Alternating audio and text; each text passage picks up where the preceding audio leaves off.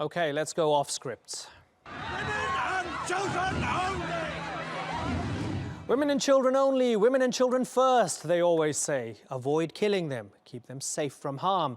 Perhaps it comes from our deep human desire to protect our future. So when women and children are used as armed combatants in war, it taps into some of our strongest emotions. Let's start with women. It's been going on for decades. Journalists, usually male, traveling to the jungles of Colombia couldn't help but notice how attractive female FARC guerrillas were. They wrote glowingly about their long locks and shapely figures, often at the expense of how the FARC sometimes slaughtered civilians. Israel's army noticed there's an appetite for the hot fighter meme, and they make strong use of it. The message? We have young, beautiful women fighting for values that promote the independence and liberation of young, beautiful women. The PKK has done it for years too. Tough women with weapons. The Kurdish Angelina Jolie on the front lines. Think about how your brain reacts to this. So this is without any details of who is killing whom, what is being fought for. If the picture of this side represents the pinnacle of female empowerment, what does it say about the other side? Are those they fight by default the opposite? Think of how you feel when Daesh sends a female suicide bomber. It makes it somehow more gross, a deeper example of their moral depravity.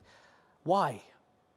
Finally, let's talk about children. There are more than 300,000 child soldiers worldwide, even though the UN Convention on the Rights of the Child forbids the use of child soldiers. We know children have been routinely used by Daesh, the Taliban, Boko Haram, Al-Shabaab, the LRA, the Houthis. When US official Jendai Fraser justified the hunt for LRA leader Joseph Kony, she said one reason was because he uses child soldiers.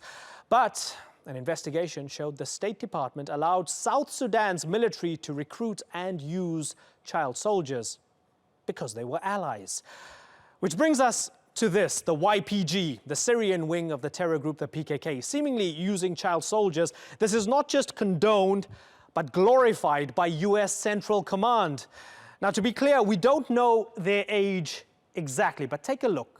It's the same as the people pictured fighting for Al-Shabaab or Boko Haram.